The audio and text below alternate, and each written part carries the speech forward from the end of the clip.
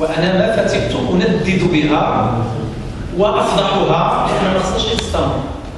هذه الخطة اللي داروا الإسلاميين هي التالية: الحزب العدالة والحرية حزب سياسي خصو يدير السياسة في الدولة، ولكن الأتباع ديالو في المجتمع خصهم يديروا داك الشيء اللي ما يقدرش هو يديروا فيه، بمعنى توزيع الأدوار بين التيار الدعوي والتيار السياسي. وهذا التوزيع الهدف ديالو الحقيقي هو المس بالحريات ومحاصرة الحقوق ديال المجتمع المغربي، وهذا شيء لا يمكن قبوله. ففي نفس الوقت اللي الوزراء في الحكومة غادي يبداو يقولوا راه حققنا منجزات، انا خرجت اللائحة ديال لاكريمات مزيان، ولكن هذا ماشي من المطالب المرفوعة شعبيا. اللي مطلوب هو مناصب ديال الشرط، اللي مطلوب هو سياسة ديمقراطية ما فيهاش ميز، اللي مطلوب هو تنمية ديال جميع المناطق والجهات على قدر المساواة.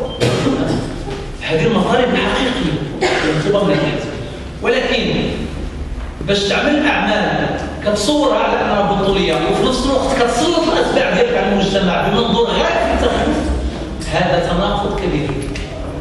إلا بغى الحزب ينجح سياسيا خصو يكون عنده منظور منسجم.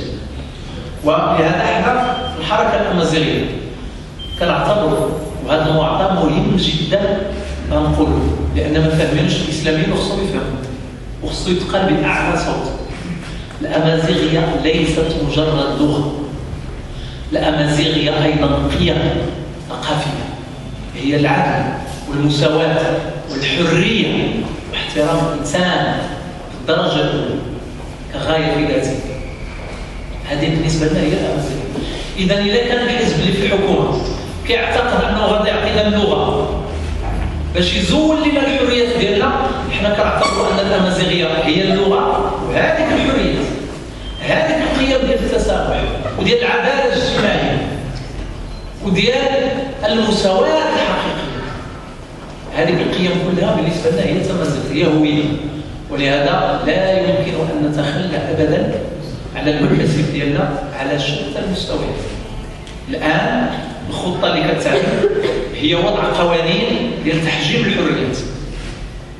وزير الاتصال دار منصب ديال صورة المرأة وسائل الإعلام. شنو الهدف ديالو؟ غادي يسمحوا للبنات يديروا الفولاد في التلفزيون وفي كذا، هذا شغلهم. بالنسبة لي أنا الفولاد حرية شخصية، اللي بغى يديروا يبغوا يزولوا ما كيهم حتى شي واحد، ماشي شغل لا الدولة ولا حتى شي حد. هذا اختيار شخصي، اللي بغى يدير الفولاد كيديروا، اللي ما بغاش يديروا ما غيديروش، وما شغل حتى واحد. واللي تدخل في هذا الموضوع يمكن الاستبدال بالطريقة ديال المجتمعات القديمة، وهذا غير مسموح. ثم أيضا في السينما والفن وكذا هناك قوانين تهيأ من أجل تحجيم حرية الإبداع وفق منظور حزب معين متطرف دينيا، وهذا غير مسموح به وسيحارب. علاش ما عندش الحق شي حزب يفرض على الفنانه ديال البلاد خطوط حمراء؟ ها شنو غديروا في السينما، ها شنو غديروا في الشعر، ها كيفاش غتكتبوا الروايه؟ هذا نوع من العبث. المبدع ما عندوش حدود ديال السلطه، لا دينيه ولا سياسيه. لا يوجد فنان في العالم يمكن يقبل انك تفتي عليه حدود او خطوط حمراء، لان الفن هو الواحة ديال الحرية بالنسبة للكائن البشري. واحد يمكن لك تضيق على الإنسان سياسيا، تضيق عليه اقتصاديا وتفقره، تضيق عليه اجتماعيا، ولكن البلاصة اللي عنده فيها الحرية ديالو كاملة هو ذاك الإبداع الفني والجمالي. كيقول في الشعر اللي بغى، كيقول في الرواية اللي بغى، كيعمل الفيلم كيما بغى. هذا هو الفن.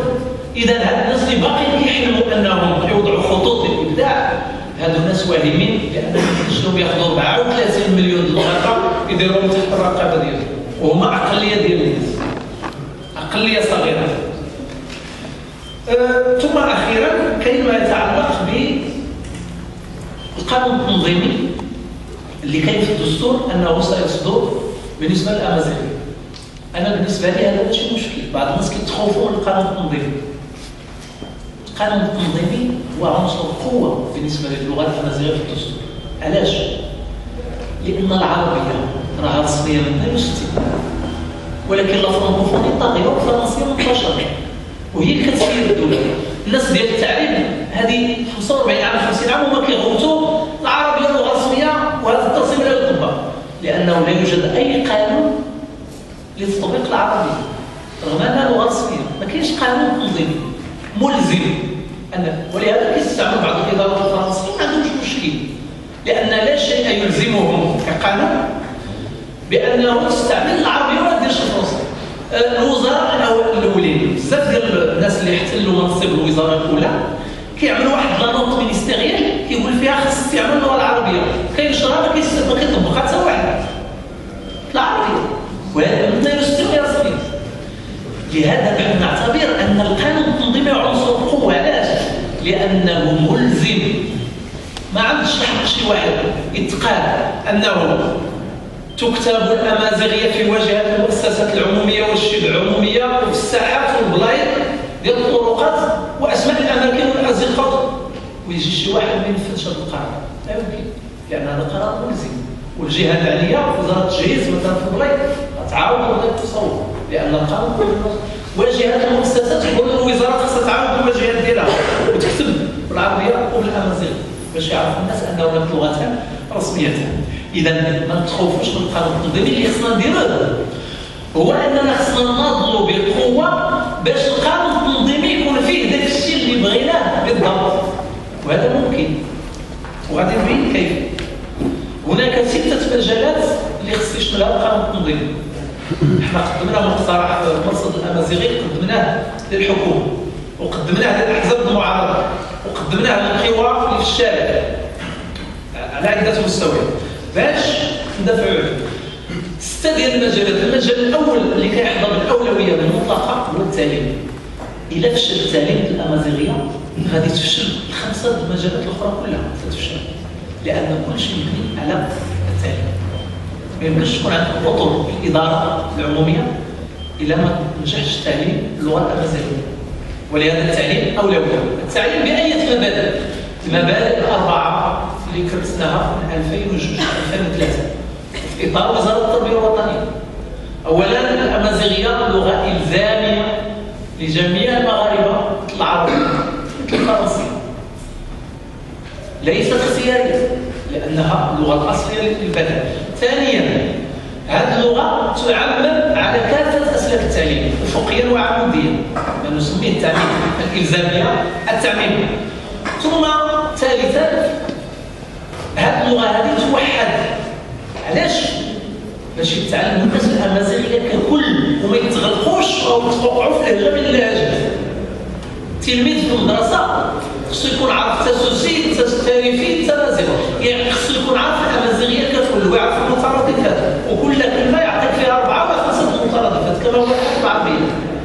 خاص التلميذ يتعلم اللغه الامازيغيه كلها كل ما فيها. ثم رابعا الحرف ديال الكتابه هو حرف تيفينا الذي يرمز الى الهويه الامازيغيه للمغرب. حرف تيفينا ماشي مجرد حرف ديال الكتابه وهذا هو الغلط اللي كيرتكبوه بعض الناس اللي كيعاديوا هذا الحرف. حرف تيفينا هو الرمز ديال الهويه ديالنا العريقه لانه ضارب بجذوره 4000 سنه في تاريخ المغرب. ما نبقوش على الصخر وعلى الارض المغربيه ماشي جابوا شي واحد قدام من الخارج. ولهذا الناس اللي عادوا تيفينا ارتكبوا واحد الخطا فادح لانهم ما عرفوش تاريخ البلاد وما عرفوش الحضاره ديالهم وخسروا المعركه ديالهم وصدقوا هما الاولين دابا كيستعملوا حروف تيفينا في الوزارات ديالهم.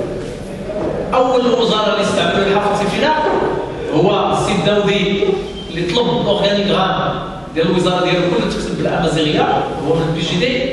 السي مصطفى الخلفي وزاره الاتصال كتب البطائق ديال المحامين بتيفينا بمعنى الوزراء الاولين اللي كتبوا بهذا الحرف هما الوزراء الحزب اللي الزعيم ديالو هاجم. هذا معناه صحيح نوع صحيح ديال الخطا اللي وقع هو مساله جيده. لكن بالنسبه لنا علاش الناس ما كيبغيوش بعض الناس ما كيبغيوش تيفينا؟ لانه اولا وقبل كل شيء يرمز الى العراقه التاريخيه ديال تاريخ المغرب ما قبل الاسلام. وهاد الناس باغيين يبداو تاريخ المغرب في 14 قرن فقط. كل ما يرمز الى التاريخ القديم كيبغوا ما يعترفوش به. ولكن بالنسبة لنا تاريخنا ما كنفضلوش بين المراحل. تاريخنا هو تاريخ واحد من أقدم العصور إلى الآن. هذا هو التاريخ المفهوم العلمي واللي كيرتبط بهوية الشعب المغربي ككل وبهوية الأرض. وهذه الأرض كتتكلم أمازيغية من شمال المغرب إلى الجنوب، لا طوبونيمي كتتكلم بالأمازيغية، والحروف ديال التفريق منقوش على الأرض. إذا هذو هما المبادئ ديال التعليم اللي خصهم يتكرسوا في القانون المغربي، وما يمكنش نتسامحوا أبدا مع أي جهة تمس بمبدأ المبادئ الأربعة ديال التعليم الأمازيغي. المستوى الثاني هو الإعلام. راكم شفتوا أنه القنوات التلفزيونية استمرت كتستخف بالمطالب الأمازيغية وما احترمتش حتى دفاتر التحملات اللي وقعت عليهم. سمعت على دفاتر التحملات ولم تستجب. مثلا نعطيكم غير مثال واحد من الأمثلة كثيرة. القناة الأولى والثانية كتبوا في دفتر التحملات ديالهم 2006 أنهم غادي ينتجوا 12 فيلم و12 مسرحية، 12 فيلم أو مسرحية في السنة. القناة الأولى تنتج 12 فيلم أو مسرحية بالأمازيغية في العام، القناة الثانية كذلك عمرهم ما نتجوا أكثر من جوج. وهذا معناه أنهم خرقوا ولا أحد يحاسبهم، ما كايناش محاسبة، وهذا مشكل. الآن القانون التنظيمي ينبغي أن ينص على أن الأمازيغية البث ديالها شحال. حنا كنطالبوا 30%. علاش؟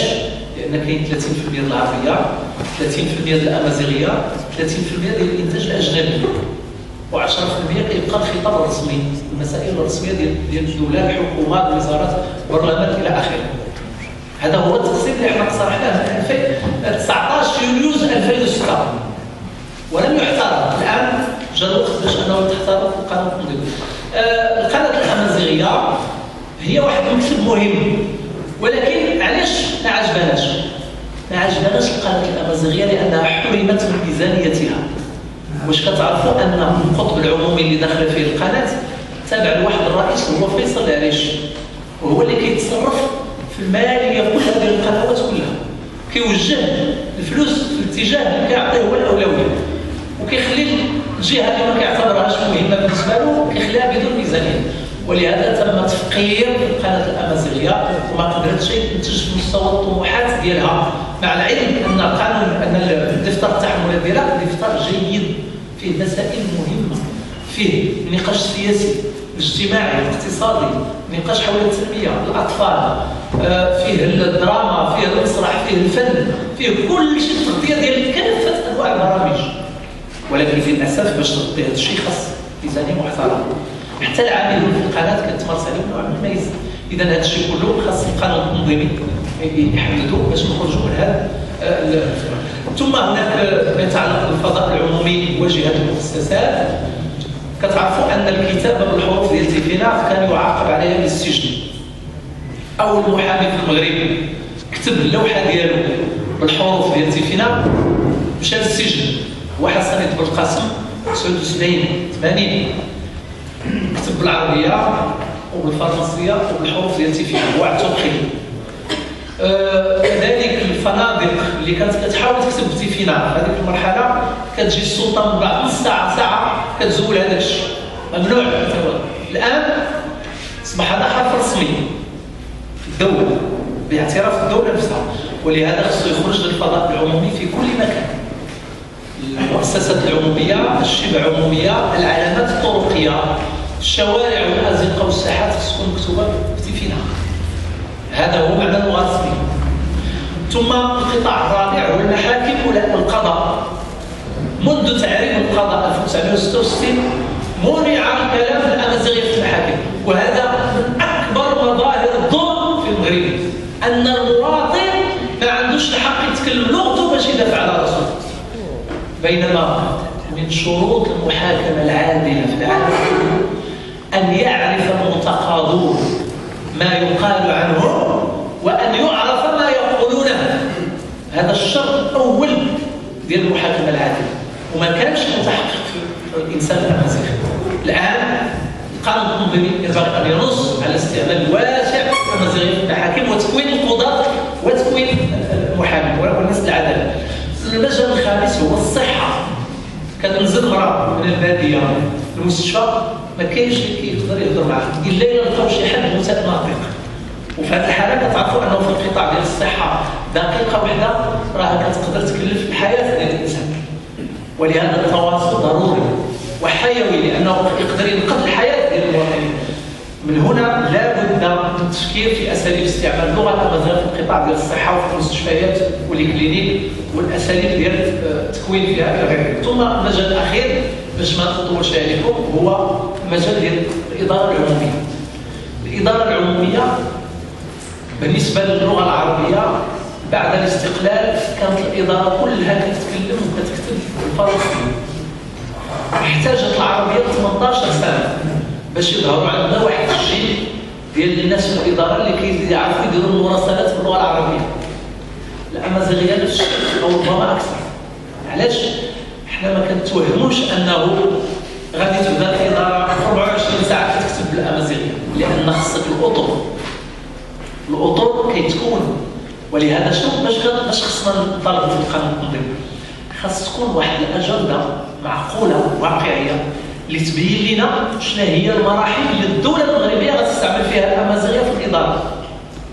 شنو هما لي زيتاب بوضوح ويتم الالتزام بها باش في باب جوج العقود مثلا او 15 عام او 20 خصنا نشوفوا مراسلات بالامازيغيه لما يطلبها اي انسان، او نشوفوا العربيه والامازيغيه في كل المراسلات الاداريه والاوراق ديال الدار. وهذا حق باعتبار ان الامازيغيه لغه رسميه للبلاد بحال العربيه. ففي الختام كنشير الى ان هذه العناصر ديال القانون التنظيمي باش ندافعوا عليها اولا ينبغي استعمال الاحزاب اللي في الحكومه بنفسها، لان فيها احزاب اللي ساندات المطلوب ديال التنظيم في المطالب ديال التنظيم، مثل مثلا تقدم الشركه الحقوقيه قدموا برنامج مزيان ما يتعلق بالتنظيم الامازيغيه. اذا هاد الناس خصهم يكملوا خدمتهم داخل الحكومه. ثم هناك واحد التيار في البي جي دي اللي هو مساند للمطالب ديال الحركه خصو ايضا يضغط من اجل هذا. من جهه اخرى الاحزاب اللي في المعارضه كلها وزعنا عليها المطالب ديالنا وعندها واضحه خصها تدافع عليها في البرلمان وتضغط من اجل ذلك.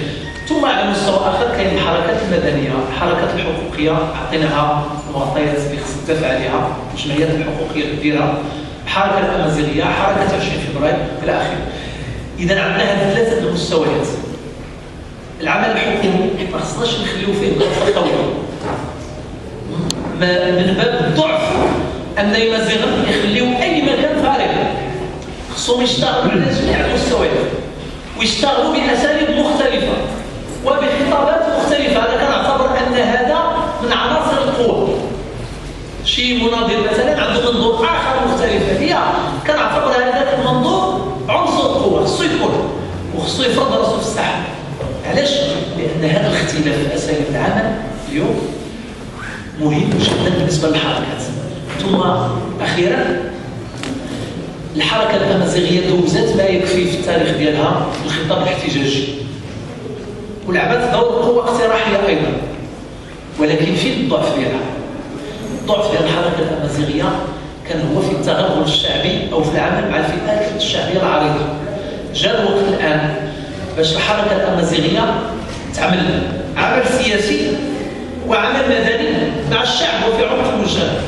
عمل سياسي خص احزاب او حزب كبير لماذا لا، ومن حق الفاعلين الامازيغيين يأسسوا تنظيمات سياسيه وهذا حق دستوري، ولكن يوفروا ثلاثه ديال العناصر.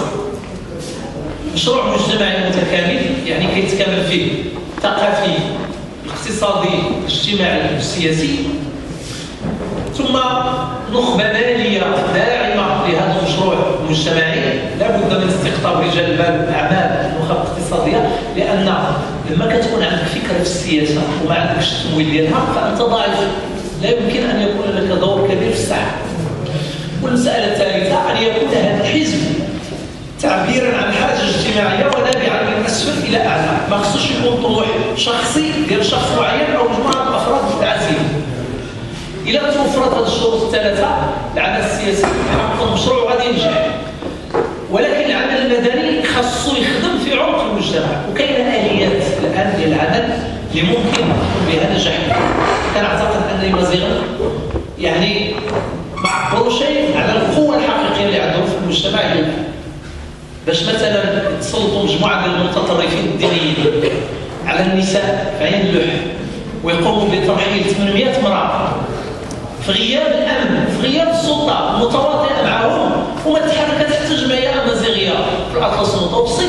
هذا شيء يثير الدهشه.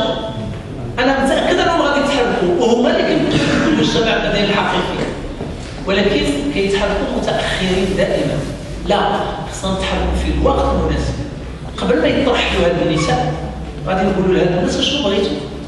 انتم كتحاربوا الدعاره مزيان، اجي نناقشوا منين جات هاد الدعاره؟